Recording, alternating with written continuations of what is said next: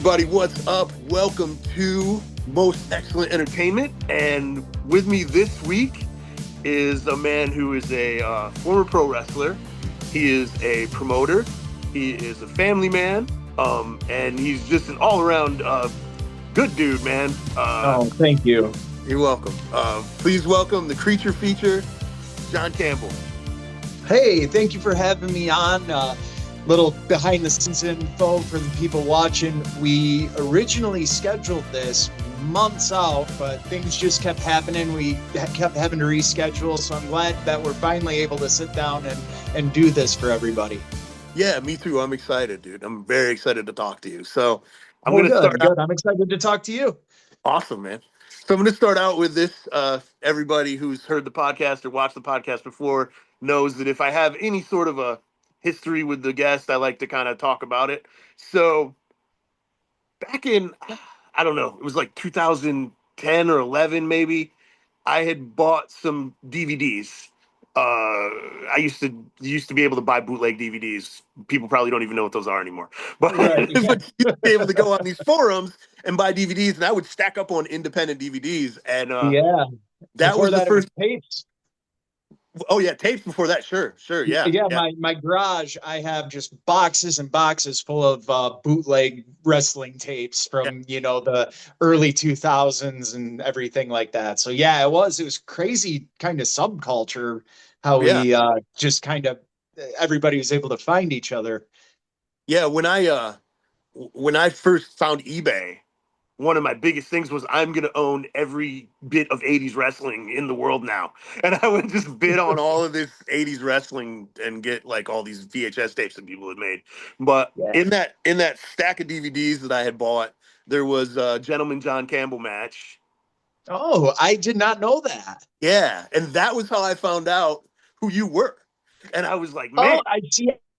I did not. I didn't realize that, or maybe I just forgot that because that was like I 100 think years I told ago. you about it a while ago, but either way, Yeah. that's how I found out who you were, and I thought you were awesome. So then Thank you. you're Do you welcome. remember what match it was? Don't, dude. And I've tried. I don't have the DVDs anymore, and I've tried to Man. my brain figuring out who you Huh. wrestled. But yeah, That's crazy because I've never been on the other side of that where, I was always getting bootleg tapes like, with this guy on it and this guy on it. And I've never been, at least to my knowledge, one of the guys getting that I bootlegged. found. So Yeah. that's pretty cool, actually. Well, I would buy like really small independent wrestling shows that like you wouldn't, people would have it. They'd pick it up at a show or wherever they got it, or film it Sure. in the crowd or whatever. So I could learn about wrestlers who were around. At that point, I'd already run a show, so some of it was like, I want to see who's doing stuff and maybe I'll get back in. And yeah, I mean, I saw you and yeah, I loved the Gentleman Jim Campbell gimmick because I always liked evil Canadians. Because I'm from upstate New York, and Canadians are not evil. No, we're really not. Yeah. Well, see, when me and it was me and two friends, Cody Kelly, Nick Van Court. We're still friends to this day. Cody Kelly, I went to school with him. Nick Van Court, kind of how we were talking about. We met like in one of them, I think, bootleg tape internet forums thing, and he lived, just maybe about 45 minutes from where me and Cody did. And so we all broke into the business together. And I remember our trainer saying, starting out, it's easier to be a heel than it is to be a babyface because it's easier in real life to get people to hate you than it is to like you. Sure. And, we were in the car, I think, just thinking that over. And it's like, well, what do people hate? Especially like, Americans, I guess, or just, people in general, well, they don't like it when you talk negatively about their country. And that's just human nature, Right. So it's like, well, what really, we didn't want to go out and do like, I guess, offensive kind of accents or anything like that. We didn't want to take it to that level to where it's like, over the line, like, I'm sure you've seen it back in the day, like there was always like the terrorist and, Yeah. it's like stupid things like that. And so we didn't want to do that. So we're all like pasty white guys. We all live in Michigan. We're close enough to Canada. Right. Why not? And Right. that's kind of how that came. It was all really just by, happenstance and circumstance that it worked out that way. Right. And I mean, you got some good press as Gentleman Jim, and you got some I mean, pretty good notoriety, I would say. Um, Yeah. so when did you decide to make the switch from Jim Campbell to the creature feature? I mean, because Well, it it's was John Campbell. John Campbell. I'm Um, sorry, I no, think that's okay. That's okay. times. Jim, John, Thank you for I've been correcting called me. much worse, believe me. Ah, I'm so But sorry. yeah, it's Did I all call good, you brother. Jim when I introduced you?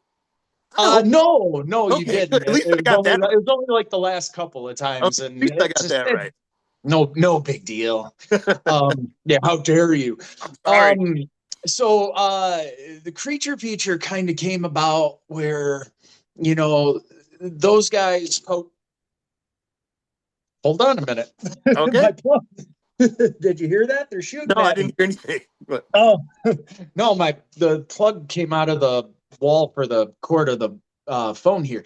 Um, all right, where was I? I lose track a lot. oh, no Creature worries. feature. Yeah, yeah. Yeah, so Cody Kelly and Nick Van Core, they were kind of dipping in and out of the business, Right. the old saying, real life comes first, Yeah.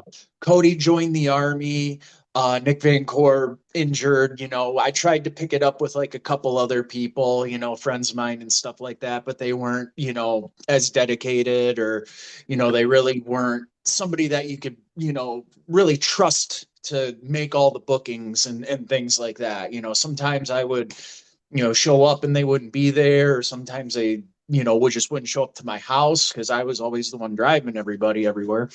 Um, but so it got to the point where I didn't want to do that by myself because I held too much pride in that character to kind of take it away from what it originally was, if that makes sense.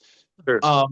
So I really wanted to kind of do something completely different, but more so like my actual personality. Right. They always say the best gimmicks are yourself, times 10. But with the gentleman John Campbell, it was different because I'm nothing like that guy at all. I got a chance to step outside myself and like be somebody else for like a night. But with the creature feature, it was just kind of more my own interests, horror movies, punk rock, just the different various subcultures and just things that I like that I think are cool. I kind of plucked from different trees to put it together to make that character. Right on. So, you mentioned punk rock, like the Misfits are obviously a pretty big Yeah, influence. Um, yeah, big influence. yeah. Did you ever play any Uh, music at all? Not well.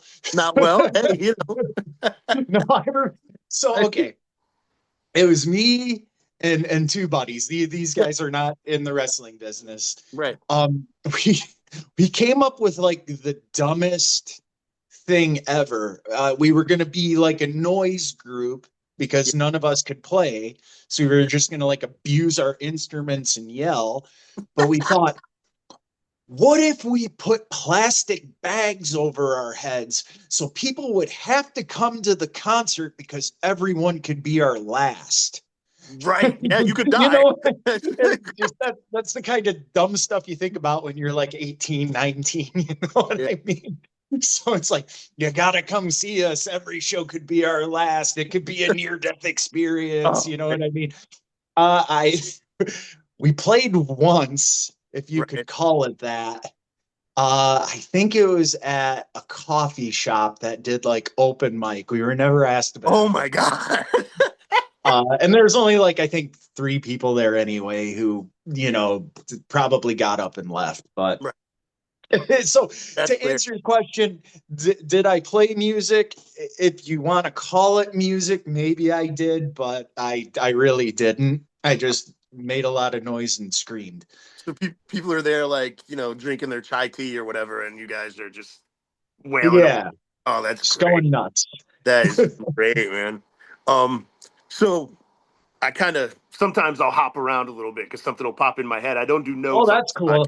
just kind of I talk. go off on weird tangents anyway, so this will Awesome. be a treat. They call us the ADD brothers. Nice, nice. It's that's one of the best things about doing this is just riffing off Yeah, people. just But bouncing around. that's The best podcasts I do are the ones that are like this, where it's a conversation. It's not question one, answer one, question two, answer two. So this is yeah, actually a lot more comfortable for me. awesome, man. So you did talk about your trainer and how he said it was a being a heel is easier first. So who exactly trained you to get into the wrestling business?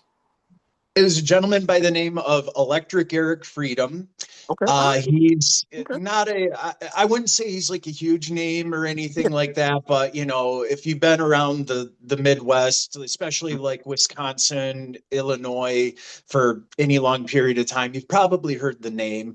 You know, he used to do jobs fairly regularly on WWF TVs back in the day. And it just so happened that a local indie had started up. This is before, you know, in the business, my friend Cody and I and Nick Van Core and I, we would go to these local indie shows. And so we would meet the wrestlers and kind of pick their brains. How do we get into this? You know, we were like backyard wrestling at the yeah, time, just in my garage, like goofing around. And Eric was the only one that didn't blow us off, and I'll always respect him for that because a lot of people did not want us in the business. You know, our backyard company at the time, we had public access TV, and this was before like YouTube and stuff like that was, you know, prominent. This was between the years of like 2004 and 2006. okay, And so, you know, a lot of people had heard about the backyard guys and their bad reputations and things like that. But Eric was like, you know, hey, I backyard wrestled too. I think the guys that backyard wrestle but then want to train are the most serious because you know they're fans enough to like go try it on their own kind of thing. You know, he's like, as long as you're not trying to get on shows, it's, you know, that's the whole different story. right, But yeah, so it turns out he lived maybe about a half hour the other way of where Nick Van Core, Cody Kelly, and I sort of lived. okay, And so he started up a wrestling school, and his wrestling school was tied to his promotion that he ran at the time.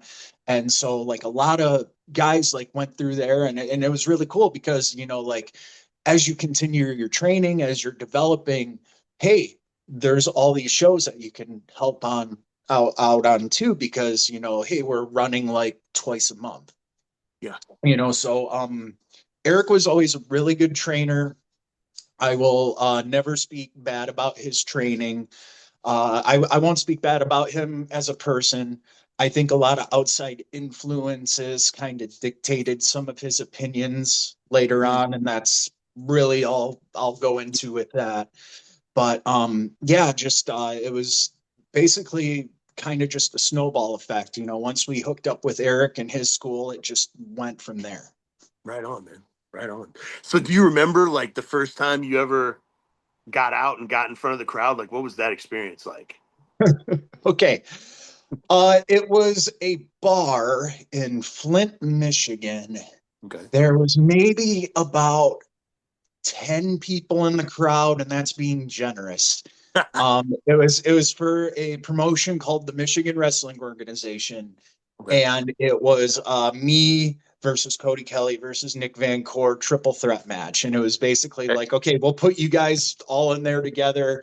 If you mess it up, it's on you, kind of thing. They were a lot nicer about that, but I think that was kind of the thinking at the time, like all these green guys, you know what I mean? But yeah, that was the first time. It wasn't so much nerve wracking being in front of the crowd as it was nerve wracking. I didn't want to mess up. right, You know right, what I mean? Like the performance aspect of wrestling, like the promos, the talking, the crowd interaction, all of that, that for some reason always came natural to me. You know, I've yeah, never had a fear of public speaking. I've never had a fear of anything like that, but it was Oh, am I athletic enough? Am I good enough? Am I going to go out there and look like somebody who's trying to wrestle as opposed to somebody who is a wrestler? You know what I mean? So, and that took some time. I remember maybe the first year of the business, Cody and Nick Van Core were the tag team, and I was the manager because Okay. they're like, these guys are ready. You are not ready for the ring yet. And I understood that. So, I really tried to develop more so of that. It's like if I'm going to be the manager of these guys, I'm going to be the best manager I can be. So that's when I really focused on, the talking, the speaking, the promos, that kind of stuff. Yeah, yeah. It's funny that you mentioned just throwing three green kids together because when I was running, there was a kid named Sage Phillips. Everybody knows Sage now. Um, Yeah. yeah, but at the time he was filming. He was filming for different companies and stuff. And then he told me that he was getting ready to start training. And I had a kid who had been training a little bit and was, going to be ready for the ring at some point. And I was like, cool, man, if you guys are ready at the same time, we can put y'all in there together, see what you guys can do. And Sage said to me, or you could put me in there with somebody who's been wrestling for a while so I can learn. Yeah.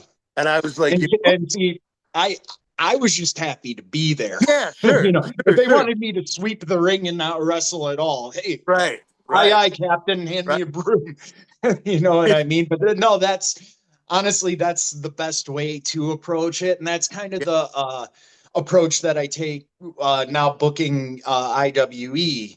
right, When there's, green kids coming up, and we got a lot of them. Michigan has, I think, like 10 schools and like right. 30 promotions. It's really oversaturated, but there's a lot of young, hungry kids out there that, really want to show what they can do. So I always will try to put them on the show. If they show up, help out, I always try to give them a payday at the end of the day. I'm not one of those promoters that takes advantage of people. Everybody on my show gets paid. Um, but I always try to put them with people that they can learn from. Yeah, Perfect example, Cody Kelly, who I was talking about. He's just now coming back to wrestling, and he was there with me. We wrestled Road Dog together. We've been on shows with all these big names together and things like that. He's been around. So his job coming into the promotion, and he even told me this, he's like, I want to help out the kids just coming up. I yeah, want to show them the right way. I want to make sure that they don't get taken advantage of at other places by showing them what it's supposed to be like here. yeah, yeah. It's funny because until Sage said that, it never really clicked. Like my thought was, you put the two best guys against each other so you can have the best match possible and then let the kids kind of fight it out. But the reality is that's not the best way to book a show. It's just not. So No, but yeah, also you'll never know what, those green kids are capable of if you don't put them up against, yeah, if you don't put them with somebody that has more experience or has a different skill level. right, absolutely. I remember a few years back when Kenneth James was new. He's since retired, but he's a pretty good friend of mine, and he was getting ready to wrestle Cody Hawk, and at the time, easily the biggest match he'd ever been in, and he was Right. Yeah. so nervous. And Cody Hawk's still, a big indie name. Yeah, I don't know if he yeah, still works or not, but I know he has his school and everything. He's right. trained a lot of good people. Right. And he was like, I don't like, what if I screw up? I don't know what to do, blah, blah, blah. And I was like, dude, you're wrestling Cody Hawk. Like, you wrestle guys who are terrible every week. I was like, just go wrestle Cody Hawk. You know what I mean? It'll be Right. fine. Like, Yeah. yeah, it's just Yeah, fun. it's like you'll be okay. You'll be Yeah. okay. They can cover up. In fact, that was me and Eric Cannon. Hmm. Uh, we wrestled in Wisconsin once upon a time, Sure. and he could tell I was kind of nervous or anything like that. And he's like, "Don't worry, man. We got this. I've seen Yeah. you work. Just listen." Yeah. And we did. We had a really fun match. Right. So, I've been in those shoes. It's like, oh, I'm gonna wrestle these guys that I've seen on TV, like growing up. Like, whoa, but Right. Right. at the end of the day, and I think that's also a veteran's job too, to make those kids comfortable enough to where they can relax and they can, perform to the best of their abilities. They're not on edge, you know what I mean? Sure, sure. And now you mentioned IWE, which is your company. Yes, Um, sir. how did you transition into promoting? Like, when did you decide that that was something like the creative side, the promotion side? Well, here's the thing. I've It was me and my buddy Dennis. He wrestled as stuntman Mike. He also recently retired.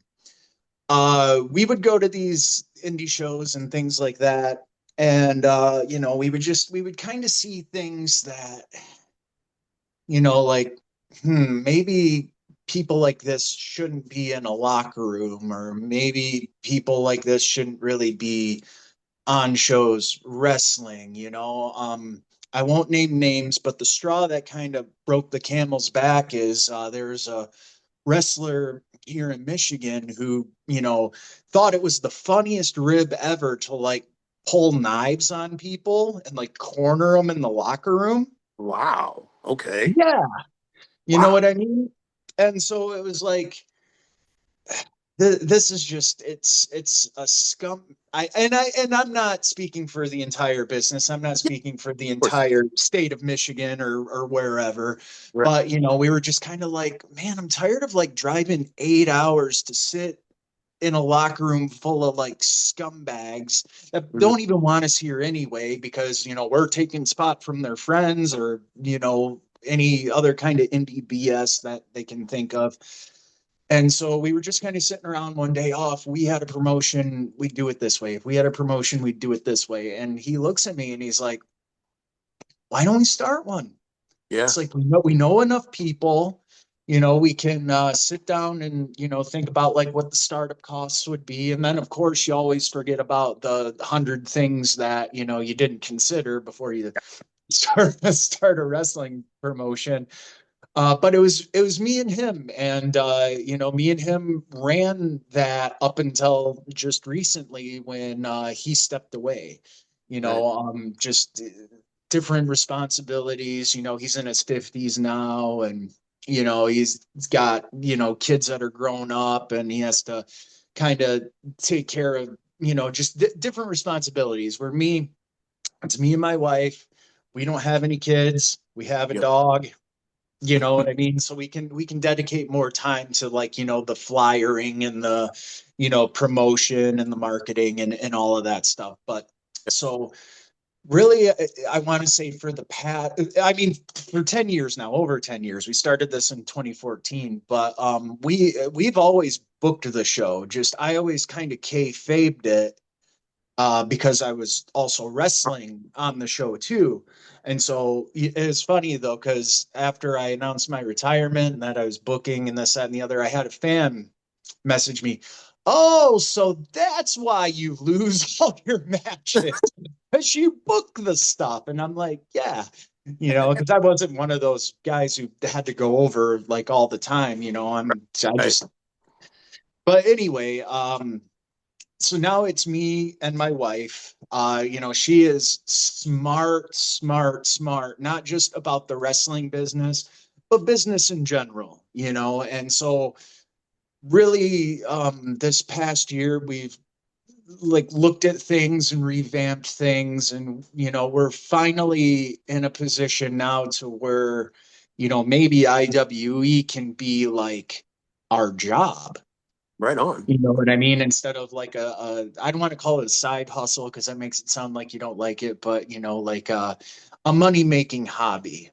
It Yeah. can go from like a money making hobby to where you don't make money all the time, to hey, we could actually do something with this if we really crunch the numbers and sit down and think about it. So to short answer your question, I've been booking IWE for 11 years, but it's just been me and my wife for maybe like the past year. Awesome. Awesome. So we talked about this a little bit before, and you kind of touched on it. Yes. Michigan, the reputation of wrestling in Michigan is kind of sketchy. Right. And you know what? I'm part of that because a Right. lot of people say the IWEs, it's like it's the stupidest thing. Yeah. If you weren't trained at this Mm, guy's school is going to say, "Oh, you're a backyarder." If you weren't trained at this guy's school, but you did train at this other guy's school, well, you didn't train at our school, so you're a backyarder. When in all actuality, there's these schools here in Michigan that they have the kids that put in the time, that put in the effort, that put in all this. You know right. what I mean? And who's any of us to not give them a chance? Because somebody had to give us a chance once upon a time. You Right. know what I mean? And I'm not saying sight unseen or anything. There's like these kids, hey, I've had maybe about 5 or 6 matches.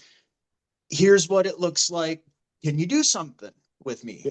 And, I'll watch the match and I'll be like, yeah, okay, needs a little work on, different little things like ring placement, stuff like that. But, he's not a danger to himself. He's not a danger to whoever he's working with. Yeah, those are the guys then.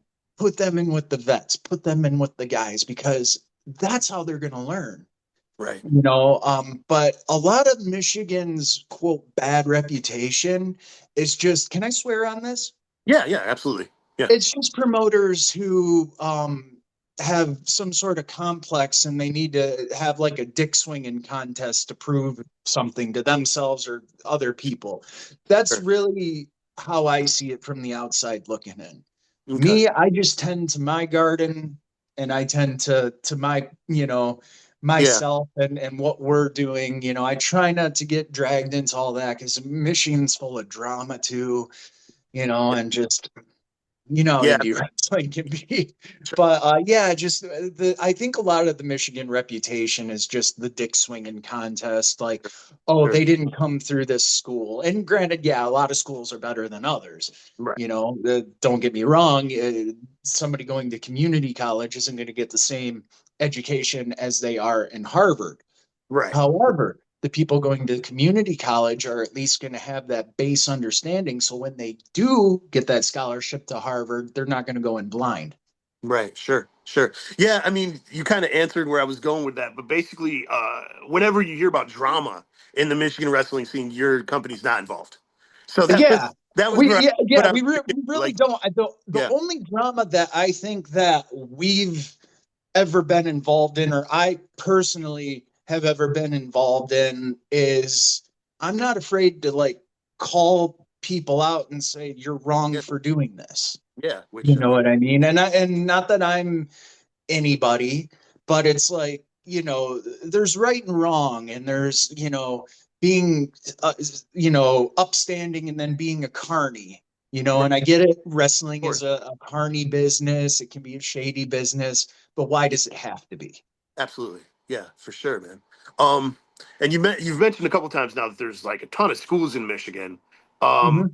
when you think about training in Michigan, obviously the first school that comes to mind is Truth Martini, the House of, Yeah, yeah. and Well, they just switched over. It's called Grind Time Academy now. oh, okay, okay, but they put Yeah, out yeah, a lot of great students. I mean, they've had a couple of women come out of that school in the last couple of years who've really been good. And then you guys have yeah. Josh Alexander training people out there.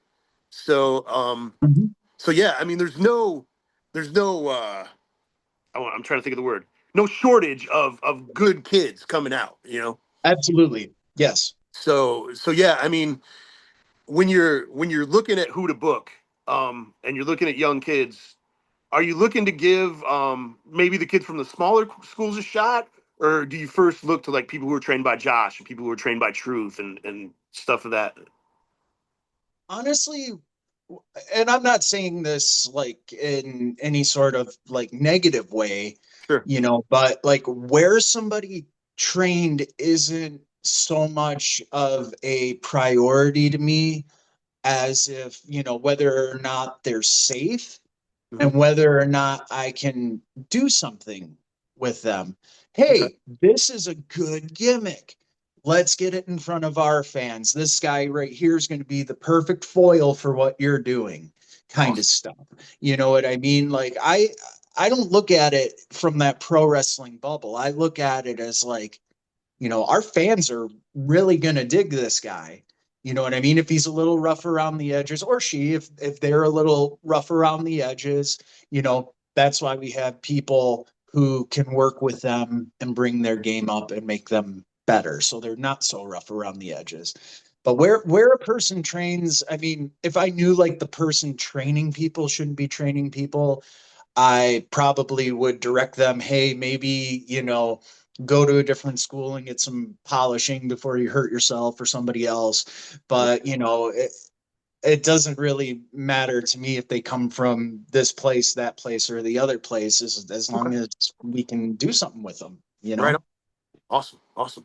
So IWE has also done some charity shows over the years. Mm-hmm. And that to me, that's something that's really, really cool. Like I like it when I like to bring on guests who have that component about the stuff that they do. So what are some of the benefits that you've done for people and whatnot? We've done a lot.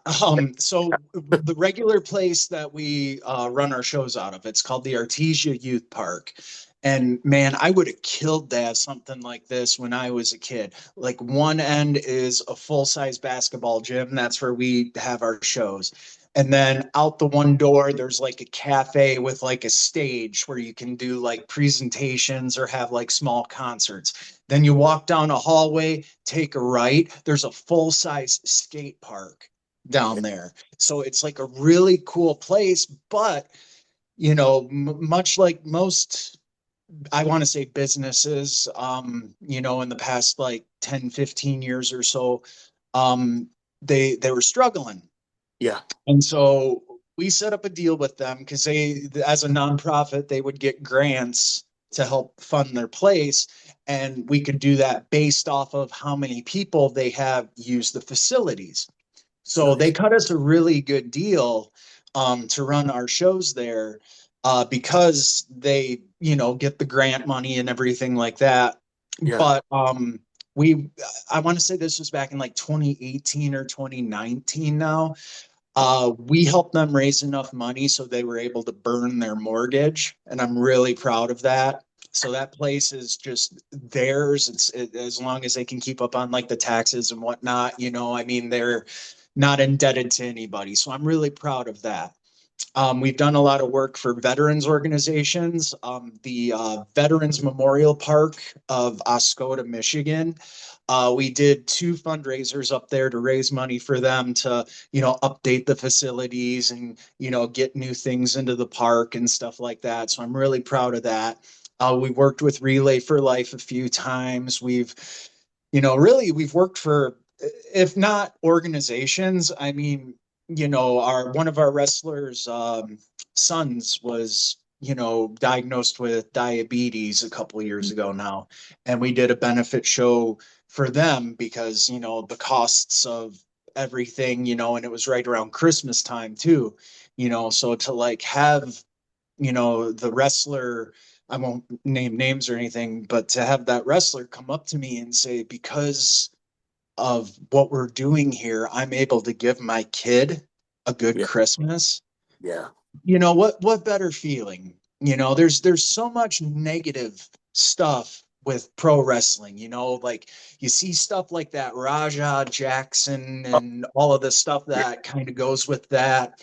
There's literally a TV show called Dark Side of the Ring. There is. Why Yeah. can't we have the light side of the ring or the good side of the ring? Why can't we use this business to do good things instead of, backstabbing and trying to get over on everyone else? Why can't we take what we have that people enjoy and people love and do something positive with it? Yeah. That's something I've never understood. Yeah, absolutely, man. I've never understood. I mean, I guess it's the entertainment business in general. There's a very like cutthroat. I've done a lot of stuff. I've done music and movies and things like that. Sure, yeah. So Always, there's a lot of you yeah, need to get ahead to. yeah, always there. And I personally would rather work with people and help everybody get ahead. It's just my Right. philosophy, you know. because everybody's better off then, right? Absolutely. And if Absolutely. everybody, that's the thing, if everybody at the end of the day put their energy into and not just wrestling, anything, Yeah. put their energy toward positive stuff, you can make your mark. And also, those people that you benefit, they can pass that on as well. And, the world's a terrible place. It can be a terrible place. But, as long as we try to leave it better than we found it, I think, then we're doing okay. Yeah, for sure. So this goes way back to the beginning of the interview. But Back there, what's that? I said all the way back there in Yeah, all the way my back there. oven. Yeah, all the way back to the oven. Um, but so when I got on Facebook, you were also on Facebook, which I thought was very cool. So we became friends on Facebook. And I've been able to follow you and see the different things that you post and whatever. But a couple years ago, you were hurt, and Yeah. I didn't even know what happened. Like it was just all of a sudden you weren't gonna be able to wrestle anymore. Something was wrong with your hip, I guess, and it was just like Yeah. I don't even Okay. know how that came about, man. It just and it yeah It's and always the stupidest things, I tell you. yeah I fell out of a blimp. No, I'm kidding. So um my hip had been bothering me for a while, yeah just wear and tear in wrestling, and then my you know, quote unquote shoot job, whatever you want to call it, was delivering Amazon. And so, okay, I'd have to walk up like, lots of flights of stairs with like big boxes full of stuff. And so, my hip never really had a chance to recover. right So I started going to a chiropractor. Now, for everybody out there watching this, a good chiropractor will take x-rays before they, you know, pop you practice and adjust you and yeah all that stuff. This person did not.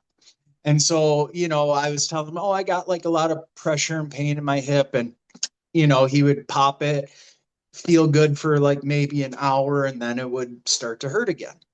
So that morning, I went to the chiropractor and then I went and did my shift at work. It was my very last delivery. I got out of the vehicle and I stepped down on the sidewalk, and the sidewalk was just a little bit uneven. yeah And so when my foot came down on the higher side, it kind of pushed everything up, and I tore my labrum oh in my hip. man And it was like about, I don't remember how big they said the tear was, but here's the stupid thing about it. And first I thought I got shot. Like I went right down. Like it yeah was it was that bad. It was like just a jolt. And so I crawl to this person's front door, leave the package, take the picture how I'm supposed to. yeah I crawl back to the car and I call my wife and I'm like, I need to go to the emergency room. And she's yeah like, what's wrong? And I'm like, I really don't know, but my hip is out. I didn't know if I'd broken my hip or dislocated my hip. Turns out if I had broken my hip, they could have done the surgery right then and there, but alas, they didn't. So I had to wait from October of 2022 to March of 2023 just to get my surgery. In the meantime, between all of that, what was it? It was called a cam lesion, basically kind of like a cyst yeah formed inside of the tear that was pressing on all of that. So I was in excruciating pain. I had to go around in a wheelchair. It was easier for me to get up out of bed. I had to crawl to the bathroom. You know what I mean? Like I couldn't extend my leg all the way. It was really bad. yeah And so then March comes, they went to do the surgery. The surgeon, great lady, very nice lady, but and she works on like District 1 like football players and athletes and things like that. So you know what I mean? I live in Mount Pleasant, Michigan. We have the Central Michigan University here with the full team. She's like, yeah, I work on football players all the time. I work on these injuries all the time. You will be okay. You will be able to go back to wrestling. Right. Well, they put me under, and I wake up, and the first thing that I don't know if it's the nurse or the anesthesiologist or whatever, it's like, yep, we couldn't do your surgery. She got in there and saw it was a lot worse than she had anticipated. So I got put under and I got cut open for nothing. So then I had to wait until May.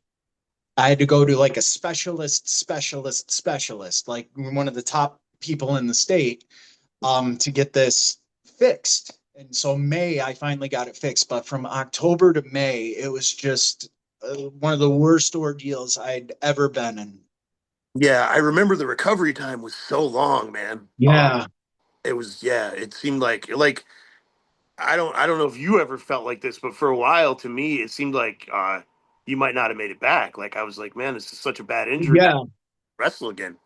So Yeah. Well, then, especially after the first surgery, when that didn't go through, it's like, oh, it's worse than they thought. So does that mean I'll never be able to like wrestle again? Does that mean I'll never have like, a high quality of life again? Am I, going to have to use a cane? Just all these different scenarios that go through your head. yeah. And yeah, it was a really rough situation.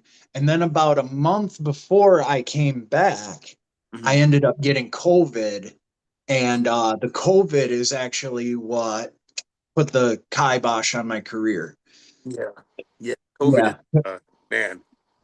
I have Yeah. COVID too, and it's like I don't know. There's weird. It doesn't go away.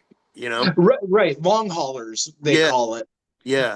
So I don't know if this happens to you, but my doctor said this happens to some people with long haulers. Yeah. Is heavy breathing, heavy, kind of like it'll happen not just wrestling, but like if I'm at the gym lifting weights or something like that, when you're breathing hard, your throat will begin to swell. Hmm. And so it's literally like somebody has their hand around my neck and I am choking, like gagging for air. Yeah. And it wasn't so bad for a little while, but then this last match that I had, it got to the point where I couldn't breathe so much. You can see it on tape if I ever put it out there. Um, I go to Irish whip my opponent, which I feel bad for him because he was looking forward to this match and I just couldn't give it to him.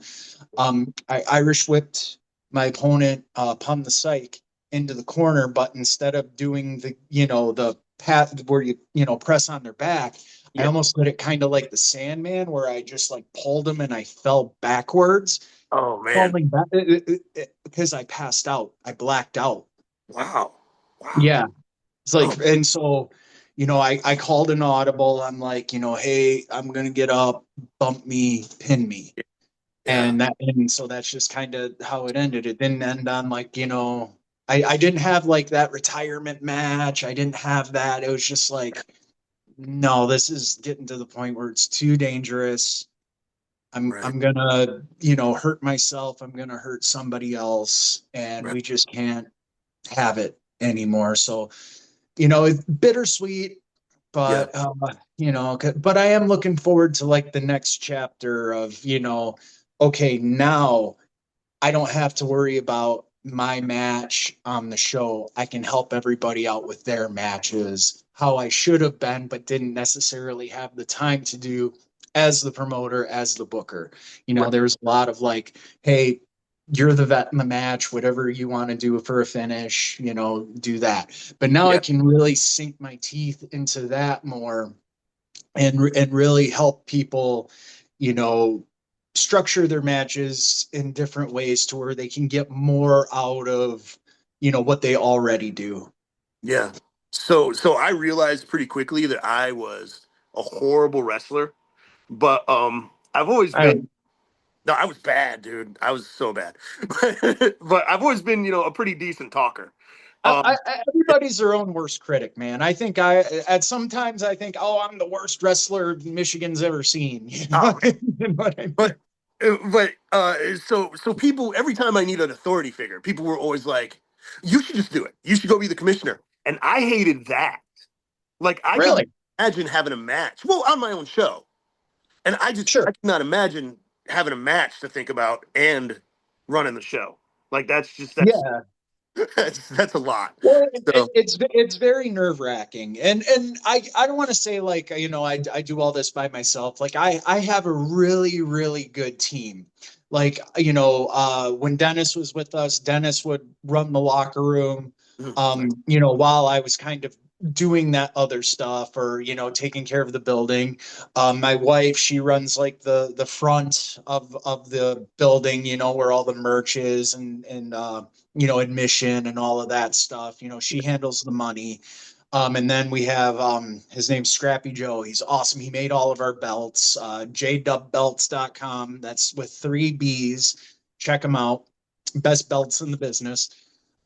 He is our like AV aficionado because he comes from the music world also like so he can like set up a PA system in his sleep at this point and get that all taken care of. And then we have Nick Baker, and he's kind of like the ring foreman. Okay, guys, we need to move everything, 3/4 of an inch to the left because it's off balance. He just kind of look at that stuff and see it. So it's not me running everything. I didn't want to give that wrong impression, but when I'm being pulled like 100 different ways and I do have a match that I need to prepare for and I need to, call with, the person I'm working with, Right. it can become very nerve wracking to where I can't pay attention to some of the things I needed to pay attention to. And that's what I'm looking forward to, is just kind of getting back on track with that. Yeah, for sure. Um, Going back to your injury just a little bit, the IWE fans were incredibly supportive of you while you were out. Yes, Um, yes. and it was just really cool to see. Um, even yeah, I think there was one point where you came out in your wheelchair, right? On a show. Yeah. And I bawled like a baby Yeah, because yeah, yeah, just that's one thing about IWE that I think a lot of places are missing, is that we're not just a wrestling show that comes through every once in a while. We have really put together a community, the wrestlers, the fans, the buildings we work with, the charities we work with. We've really put together something special here where it doesn't matter what you look like, what you sound like, who you are, where you've been, you know black, white, red, blue, you know, guys, gals, non-binary pals, everybody is welcome at yeah, IWE. And we get a lot of sense of community where if one of our, not just a wrestler, but even our fans, if somebody is in trouble, we will try to do whatever we can to help. The fans will rally, the wrestlers will rally, everybody will rally behind a cause if it's something that will help yeah, our community here. And that's something that we're doing October 4th. We have our show coming up in Houghton Lake. We're going to be doing a costume drive, so kids who may not be able to afford Halloween costumes this year, we teamed up with a local thrift store there in Houghton Lake, and they have a distribution center where they donate stuff to people in need, so once we get all the costumes, they're going to take care of all of that, because it's like, oh, this is that wrestling show, but they're out to help people. yeah. Let's do it. That's so cool. And that's something that I take a lot of pride in, is when one of us is down, all of us is down. And I really did. I felt that love when I was hurt. And when something like that happens, you don't really realize it until it happens, how much people actually do care. For sure. And so, and that's another thing too that got me to, want to kick my ass into gear and, get this, because I don't want to let them down. Right, What right. I mean? They give us so much time, so much energy. Whether it's a free show or a paid show or however you do it, they're not just giving you money, they're giving you their time. Don't Absolutely. waste people's time. Make it worth their time. Yeah, for sure. And I have a creature feature coloring book. Do you? Did a fan create that? Is it just me or is it an IWE one? No, it's just you, and it's like a story about you, and then there's like some pages you can color. Um, I ordered it off. I want to say that was I want to say that was our photographer Gary Rawell who You know put what? that Maybe it's together. not a coloring book. It might be. It might look like a coloring book, but it's actually like a photo book. Okay, Maybe. yeah, yeah. Yeah. And I think there are some like color pages you can. Yeah, Sure. that was Yeah, I Gary feel like there's a Rawell. picture of He the bucket that you can color. I feel like in the back. yeah, okay. Yeah. Okay. Yeah, Gary Rawell, our photographer, he put that together. Yeah. We are so lucky to have him as part of it. We're the only place he works for. Wow. He's an old timer. He's in his 80s, but I mean, you look at his Facebook profile, it is literally a wrestling history. You know, Right. he photographed Andre the Giant. He photographed the Sheik. He photographed Bobo Brazil. He was at all of those Kobo shows working for big time wrestling as their photographer. When you lived in California, he worked for the California, LA territory out there. So he's got pictures of like Classy Freddie Blassie and all of these guys that just wrestling history, and it's a lot of stuff that if he hadn't preserved that, it would have been lost to time. Sure. So he's really, whether he realizes it or not, I tell him this all the time, like he is such an asset to pro wrestling because he's been able to archive all of this stuff and save all of this stuff. And just the fact that we have him photographing us with his pedigree of all of those people, I mean, we are extremely blessed to have him. And he does do stuff like how you were saying, he'll make photo books of the wrestlers, and he just put out a big photo book of all of his stuff called A Legend in My Own Mind. Oh, And nice. it's really fascinating, the stuff that's in there. And I mean, it's not just pictures, it's like wild stories. Yeah. The one time, I forget the names of the guys, like had a brawl outside of Cobo Hall in like, a snowstorm, and it was like a brawl in the blizzard, and he'll write like these little kind of 2-3 paragraph stories about what you're seeing in the picture too. So it's really cool. That's awesome, man. That is very cool. I'll have to check out his. I'll have to check out the book. It's probably. It sounds like something I would want. So. Yeah, it's on Amazon. Cool. I don't think it's that much All at right. all, and it is. It's like a big. It's a soft cover, but it's like the size of an encyclopedia. It's Oh, really nice. cool. All right. Awesome, man. So, before we go, I got a couple more things. Sure. Who's out there in the Michigan area right now who maybe people haven't seen? Who you think people should pay more attention to? See, I would have said Bojack. He's our heavyweight champion, but he's tearing it up all over the place now. So I can't even really say that. Um, there are three names that come to mind. And these three names come to my mind only just because they don't really work outside of IWE. Okay. So it's one of those things, like I'm kind of glad, like, hey, you can only see him here, but at the same time, it's like, man, if people just Yeah. knew, you know Yeah. what I mean? One, his name is Bill Blackwell.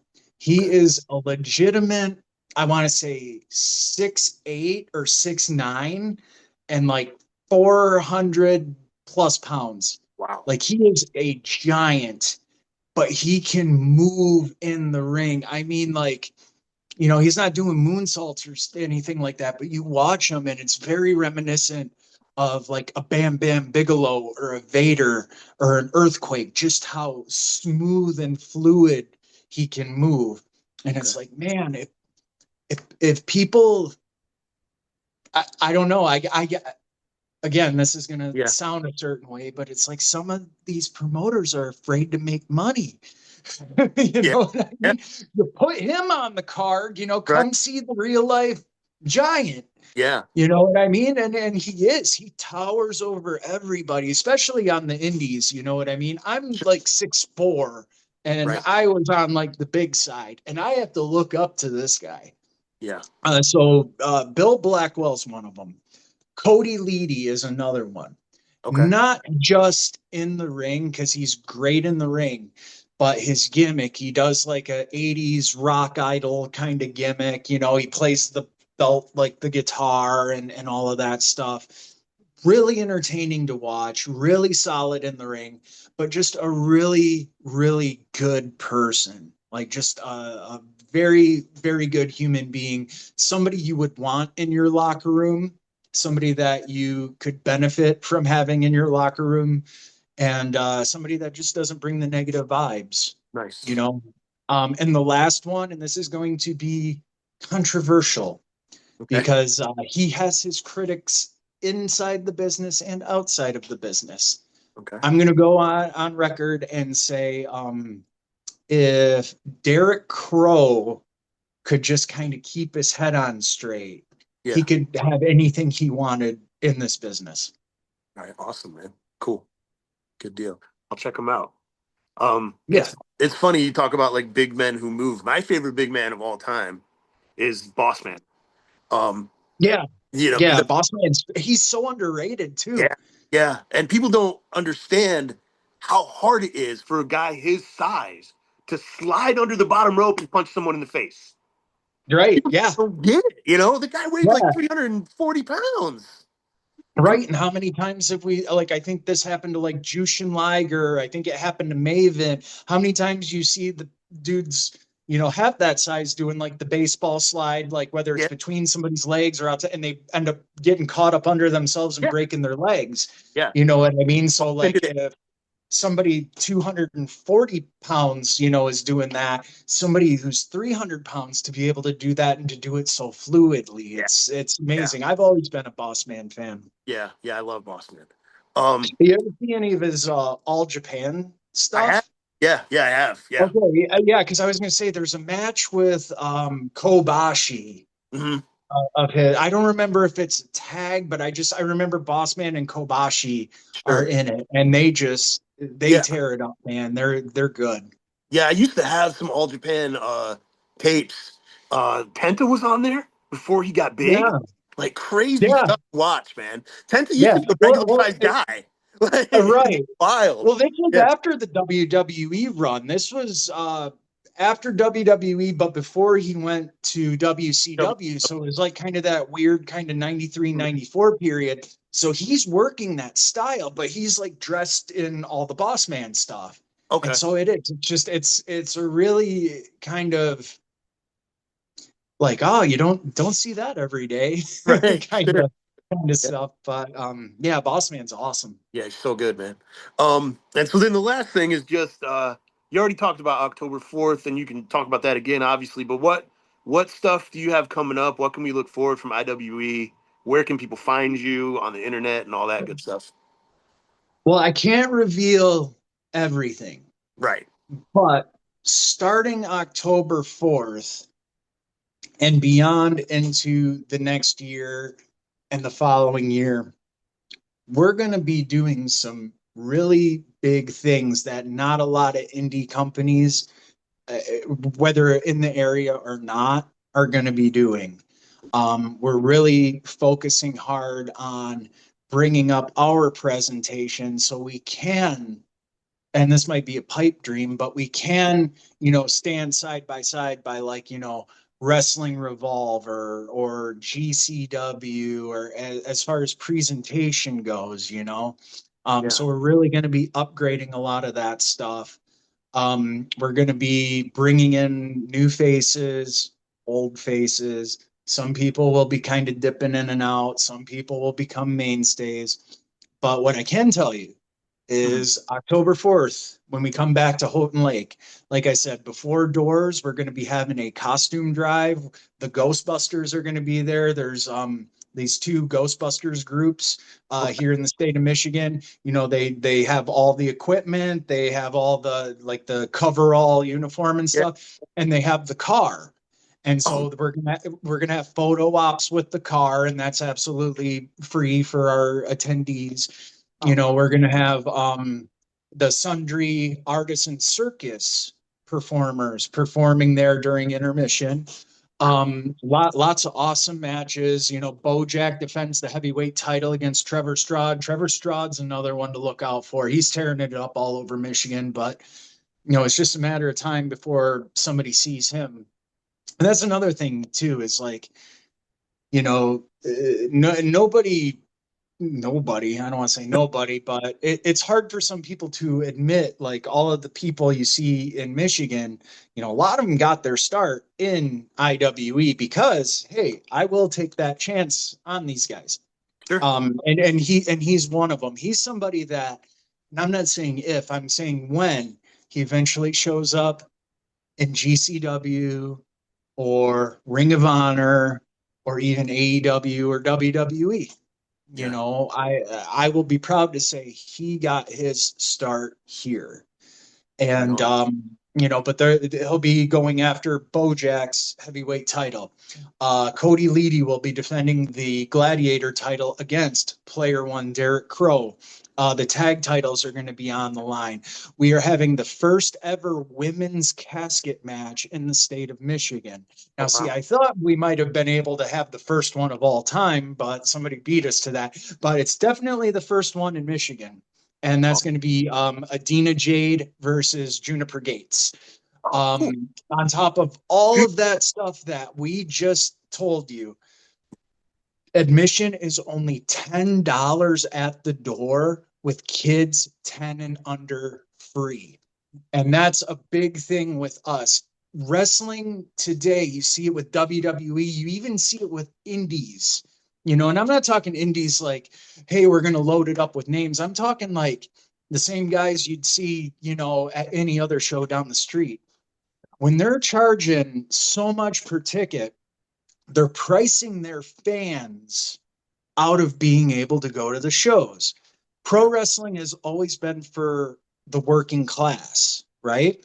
Yeah. And so we're going to continue to do that to where we can make this fun, awesome experience, because it's not an event. Anybody can have a wrestling event. We put on experiences for the fans. You can come experience this for, you know, less than you could taking the family out to a movie. You know, Oh, and that's something we're proud of too, because, you know, where we run, and this is just kind of anywhere now, you know, like it's hard enough to make a dollar. It's even harder to get people to part with their dollar. So, yeah. you know, who are we to charge 25, $30 a ticket? You know what I mean? $10, kids 10 and under, bring them. And now, you know what? Since you didn't spend all your money at the door, now you have extra money. Go support the boys at the merch table. Yeah. Yeah. You know what I mean? Go buy some concessions. You know what I mean? Like it's just I don't understand. I can understand it from a business sense where it's like the higher the admission, the more money you're going to make. Yeah. But you're also going to turn people away that you wouldn't have had to begin with. You know, it's like, oh, well, you know, I don't have like $150 to take the kids to wrestling tonight, you Yeah. know, Yeah. but I have like $30 to take me, the missus, the one kid who's like 12, and then the other ones who are younger to wrestling. And then maybe we can go out for dinner afterwards and have like a nice family night. Heck yeah, You know, man. that's what we're about. Again, not enough people are doing good things with the business. Everybody just looks to line their pockets, and you know, everybody. And I'm not saying I don't like to make money, but you know, that's not always my first priority. And Right. that's where the other people in the state would say, oh, well, he's a mark. No, it's called being a decent human being. You Yeah. know, if the wrestlers are paid, if the staff is paid, and hey, I can pay myself back for the stuff that I put into it and be able to put, like, you know, money in the bank to run the next show, Yeah. what more could you want? Right. For sure, man. You know, I said that was we were gonna wrap things up, but a couple things just came to mind. I was gonna say, yeah, just you Yeah. get me talking. I go Yeah. on. I this just kind of blurted out when you were talking. I'm sorry about that, but Juniper No, Gates, you're she's awesome. So it's very yeah. cool that she's on your show. She's Yeah, she's wonderful. She's my wife's favorite wrestler, Yeah, she's a person, man. even above me. But yeah, no, just she's wonderful human being again. Another person, I want to put her business out there, to everybody, but she's very open about who she is and, Mhm. what walks of life she's come from and everything like that. Yeah, And so like a lot of places I think won't take a chance on her because of that. man. And I mean, let's face it, when we run our shows in Houghton Lake, I mean, that is like up in the sticks. You know what I Right. mean? I want to say Houghton Lake only has maybe about a population of like 5,000, if not that, Oh, if not less. sure. Um, Sure. so, you know, a lot of people are afraid to maybe take that chance, but it's like if we can book her up here and Yeah. these fans who, may not be used to like seeing people from this, avenue of life, not just kind of, hey, it's not the norm of where they grew up or experienced. If we Right. can get those people behind her like they have, you know what I mean? Yeah. Book her because she's good. She has a connection with the fans. And you know what? If you're worried about people being jerks at the show and maybe, yelling, some things that they shouldn't be yelling at wrestlers anyway, you know what I mean? It's worth it to lose that fan than it is to, Yeah. to have her, you know what I mean? Because you don't want dickheads like that in your crowd anyway. Right. Right. Yeah. I had Storm Garcon in my locker room because she was dating Yep, one of. I know there. Yeah. Yeah. Storm's awesome, but she asked if there was anything she could do on the show, and I was like, you know what, we'll get you out there. And one of the other wrestlers pulled me aside. I was running in Connorsville, Indiana. Sure. So, Yeah. and he said, you are going to confuse the hell out of these people.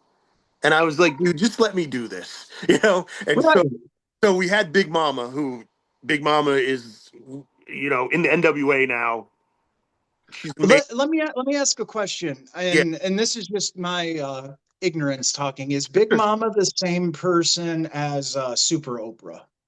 No, no, no, no, no. Okay. Because Big Mama, because I had thought that Super Oprah had changed their name, but yeah, then I found out the person that I thought I don't know, is like a weird yeah. thing to where like, oh, they changed their name. I thought that was them, but it's really not. Okay.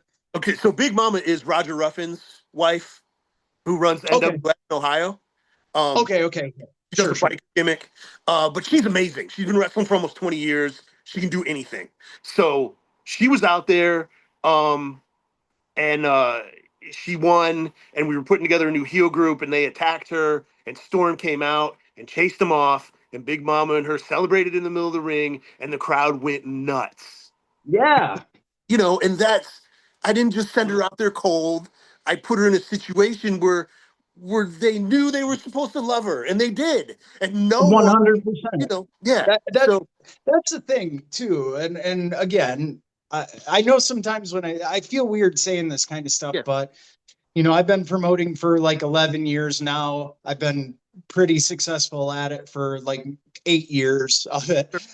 But it's like, if you don't know how to use somebody to their strengths, and you don't know how to like accentuate the positives, hide the negatives. If you don't know how to do that, you shouldn't be booking, you shouldn't be promoting.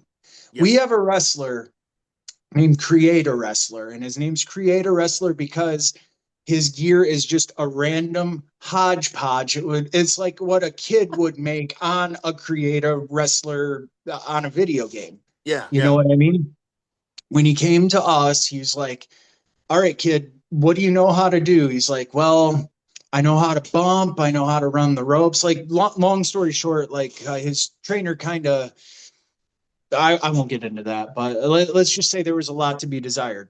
But sure, it's like, okay, you know how to run the ropes. You know how to bump. You know how to take these moves. You might not know how to give them. mhm, So why don't we have you in just different kind of squash scenarios. Right. But then he got over. And so, okay, now that he's over, what do you do with him? Yeah. Oh, well, he's kind of silly. So paper, rock, scissors champion. He comes out with his own belt that he made out of like cardboard and markers and stuff. Yeah. And he challenges people to paper, rock, scissors.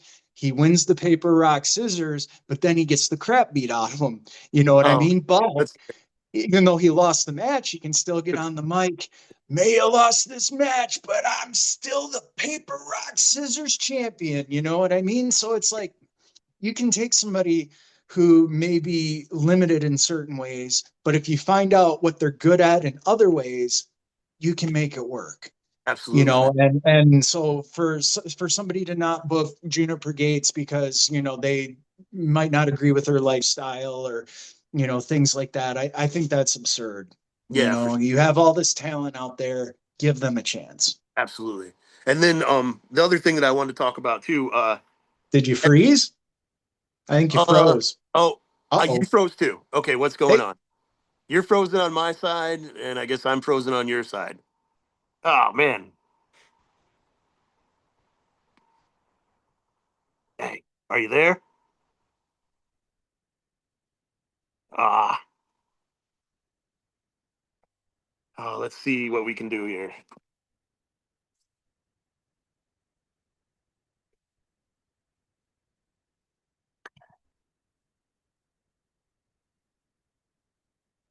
Uh, Well, hopefully John will try to hop back in here real quick so we can wrap things up.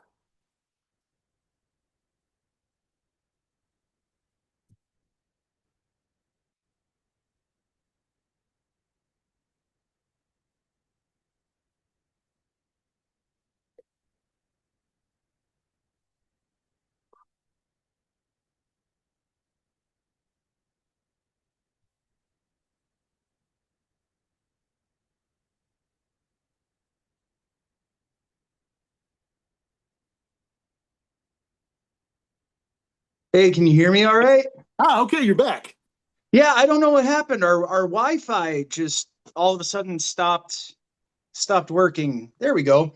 And I'm Okay. not exactly a Zoom aficionado here, so I'm Yeah. trying to tinker around with all that stuff. But yeah, I thought maybe I just bored you to death and put you to No, sleep no, because dude. you have the glasses on and you were just kind of sitting very still. And I'm like, well, he's not saying anything right now. Like, should I just keep talking? And so Yeah. yeah, and then I realized, oh, I lost you.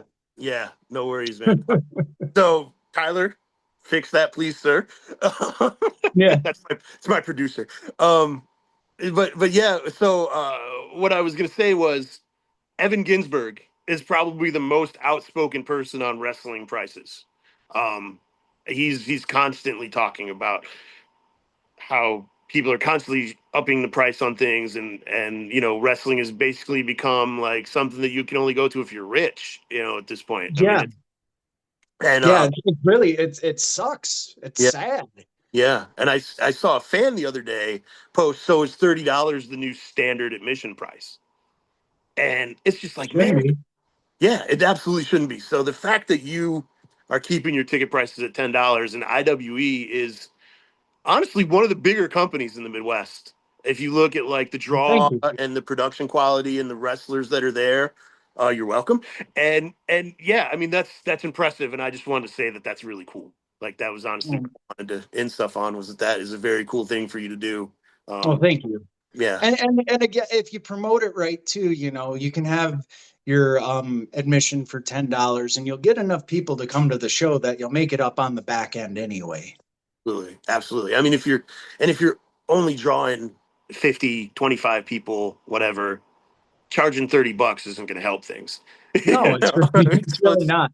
yeah, Because yeah, if you're drawing, okay, say you draw 300 or you draw 30 people, right? right. Um, and so 30, that'd be, Yeah, I suck at math, but basically it's like, it's like okay, you could wrestle in front of like 900 bucks. 30 people and make X amount of money, Yeah, or you can wrestle in front of, a much larger group and still make the same amount of money, but now you're doing that in front of a lot of people. yeah, You know what I Absolutely. mean? Why wouldn't you want to, you know, I never liked wrestling in front of an empty building. Yeah. Yeah, and as a promoter, when you go out and there's 12 people out there, it's kind of Oh, it's yeah, it's the yeah. worst. It's pretty much the worst. Um, you don't ever run against the first ever AEW pay-per-view and Avengers. Okay, Bad idea. noted. Such I a bad. always this happened last year, Yeah, where our April show we were gonna have we always try to do the first weekend of the month, sure. Yeah, yeah. and but it just so happened I think WrestleMania was What's the the first first weekend? weekend, and then it's like, well, shoot, we can't run against WrestleMania because Right. nobody wants to come to ours. So then we're like, okay, we'll run a week later. Well, another company that was, maybe like 45 minutes down the road that Mm, uses a lot of the sure, same guys sure. is running that day. Well, shoot, we can't do that either. So, we had to end up running in like the middle of the month. But that's kind of now why I make a conscious effort. All right, let's look. Is WrestleMania happening? Is SummerSlam happening? What's the big kind of deals going on? Because you're not just competing with the things that you have going on in town. You're competing with everything, the movies, you could stay home and stream and watch TV, you know what I mean? Like you're literally competing against everything. So you have to find ways to make it worth people's time to come out to these things to where they can put that on hold. Yeah, we ran the weekend of All In, which is was only in Chicago. Yeah. It's not really that far away, to be honest. I was gonna say, how far And away are you from Chicago? like 3 or 4 hours. If Oh, if you're going to something that huge, like yeah, yeah. I live in central Michigan, and the only stuff we get is stuff like 3 hours away down in Detroit. So sure, I sure. get it. Yeah, there were people from town who definitely went to All In. I saw All In shirts and stuff in town. So yeah, so we ran against All In, the first one, and that same weekend was one of the Avengers movies was opening that weekend too. And we were literally 4 buildings down from the movie theater. Yeah. So, so yeah, no, and one of the wrestlers, that weekend he moved, and his price tripled. Oh, But he geez. told a bunch of Now people you that say he he wanted to stay home. moved. Did he Yeah, really move or well, he told a bunch of people that he wanted to stay home and watch All In. okay? Yeah, yeah, yeah, It's like, well, if I stay home, I can watch All In. yeah, But if I yeah. tell people I moved and I could get like triple my rate, yeah, I'll I'll go. show up. Yeah, he actually messaged me, and was like, this is probably 2 weeks before, and was like, hey man, do you really need me? Because I kind of want to stay home and watch this All In pay-per-view. And I was like, well, yeah, dude, we kind of do. We're bringing in Stan Styles from New York to work with you. And yeah, now Right. people are going to know who it was. But, Oh but, no. then I a don't couple, know who it is. right, but then a couple days prior, he moved, um, and needed like triple his money. And I was like, you know what? No. You can just stay Stay, home. stay, So stay we'll home, figure it yeah. out. We'll figure it out. We'll So get you next time, yeah, brother. You just yeah, stay home. yeah, for sure. But yeah, it's there's a whole lot that goes into figuring out when to run that people don't really. I was just like, Yeah. we run this week every week or every month, and then that was yeah, bit me in the ass that time. Right, right. but, But but it's lessons learned, you know what I mean? There's no, a lot of people think that there's a handbook somewhere yeah, that okay, A through Z, this is how you run it. And you can get like a pretty good idea. hmm A lot of it's trial and error and flying by the seat of your pants. And a lot of the fun of it is that trial and error and flying by the seat of your pants. Like we had a show at it was the Heritage Days Festival. It okay, was about an hour away from where we usually run in the middle of nowhere. Like literally it's a fairgrounds, but it's like in the woods. oh But wow, we're their headliner every year. And we went to the truck rental place to pick up our U-Haul to haul the ring and equipment there. The U-Haul got stolen And whoever was supposed to bring it back didn't bring it back. They GPSed them in like Texas or something. Oh my God. And so we're like, what are we going to do? How are we going to do this? So we ended up getting like a small box truck, and we ended up getting like a trailer, and we ended up having to do a small box truck, a trailer, and then just the us and a lot of the various wrestlers and stuff just putting totes like in their vehicles and stuff Man. like that, just to see, okay, the deck is stacked against us here. How Yeah. are we going to do this? What can we do? Can we pull this off? And so, I'm not saying it was fun having to do that, but after the fact, it's like, you know, damn, we made it work. We made it happen, Yeah. and that's always like the best feeling. Yeah. People always think that I'm freaking out at my shows, but I'm really just I have all this energy and I Yeah, don't I, have I've anywhere to been put there. it. So I'm just, and people are pulling me everywhere. So I'm just Yeah, fast and going everywhere. And people are like, man, Keith is so stressed. I'm not stressed at all. I'm just like, I'm actually having a great time. I'm right. just, And see, I've been stressed, yeah, not so much lately, but there have been times at my shows where like, you know, John, why are you yelling? And it's like you don't even really realize you're right, yelling. You right. know what I mean? And I just have to be like, hey brother, I'm sorry, we're in the middle of war, you know? Yeah, yeah, yeah, yeah. And I I mean, can't dude, be held responsible for what happens when we're in the middle of a war. But yeah, so I've been there too. I understand that completely. the the attitudes of people will stress me out more than anything that's happening on the show. You know, No some comment. yeah, some people ask things that they could figure out on their own. Like, Yeah. and I get it. Like, thank you for coming to talk to me. But Right. I was gonna say it's yeah, better though that they did ask instead yeah, of just doing something that maybe they shouldn't have done yeah. and just It's I, more, I hate that as a wrestler. I always used to say it's better to ask for forgiveness than permission. But now as a promoter, I'm like, please don't do that. I will yeah, hit you with my car. yeah. A lot of times it's like stuff that I've already covered, which is what would Yeah, be frustrating. People are coming up to me asking the same questions that I already talked about in the meeting or whatever, and I'm just like, sure. leave me alone. That's the only stuff that you know. But yeah. On that note, On that note, John, thank you so much.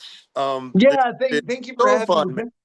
I Yeah. was gonna say, can I get a couple plugs in real quick? Oh, of course. I was going to ask you if there's anything else you wanted to say before we got out of here. Yeah. Absolutely. So Yeah. what we talked about earlier, October 4th, Houghton Lake, Michigan. Again, admission's only $10 at the door, kids 10 and under for free. Please come and check us out. It's not just going to be a great wrestling show. We're going to have all sorts of cool Halloween stuff for everybody to do.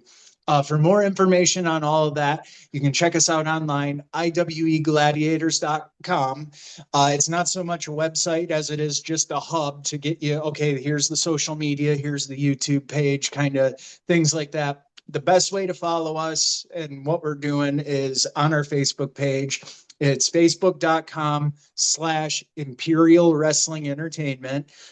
Again, that's an oversight when we first started this. We should have branded everything IWE Gladiators, but we're not thinking.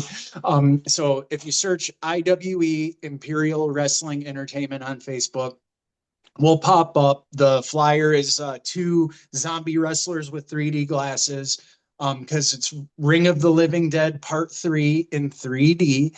So the first 100 people through the door will get a souvenir pair of 3D glasses, but only one person will win the limited edition 3D Ring of the Living Dead poster that we have. And so, just a lot of awesome stuff happening. Please check us out. And if you're in the area, stop on by, become a part of the IWE family. We welcome everyone with open arms. You are welcome here. Awesome, man. Awesome. So yeah, once again, I want to thank John Campbell. Um, it's always cool when you admire somebody's work or whatever, and they end up being a cool person, man. And that Well, is thank you. definitely Same to you, man. Same to you. thank you, brother. I appreciate it, man. Um, and yeah, I want to thank everybody who checks out Most Excellent Entertainment every week. This is so fun. Doing this is one of the highlights of my week at this point. So thank you guys for coming along on this ride with me. I got to thank my producer Tyler Martin, M&E Studios or ME Studios. Tyler's had a lot of stuff going on lately. He's stepped back a little bit from the production side, but he's told me if I can't get anybody else to fill in, he's going to keep on plugging away at it. So Tyler, I appreciate you. Thank you, sir. That's a thank you, Tyler, for doing that too. Yeah, this wouldn't happen if it wasn't for Tyler. So thank you, Tyler. It would just be an idea in my brain. So I think that's all the thank yous that there is to thank. And so I hope you guys enjoyed this, and check us out again next week for more Most Excellent Entertainment.